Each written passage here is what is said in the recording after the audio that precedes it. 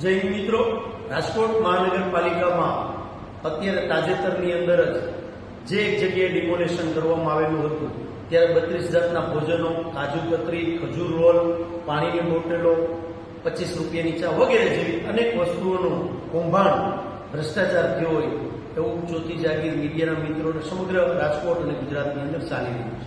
ત્યારે આજે મારી પાસે એક વિડીયો આવ્યો છે. એ વિડીયોની અંદર પણ ખાદ્ય પદાર્થ જોવા મળે છે જે રાજકોટ મહાનગરપાલિકાની આરોગ્ય શાખાની ગાડી છે. એ ગાડીની અંદર પાણીની બોટલો પણ જોઈ શકશો, અલગ અલગ ખાદ્ય ચીજો પણ છે અને એ ગાડી જાય છે તો એ ક્યાં જાય છે? કોઈની ઘરે જાય છે?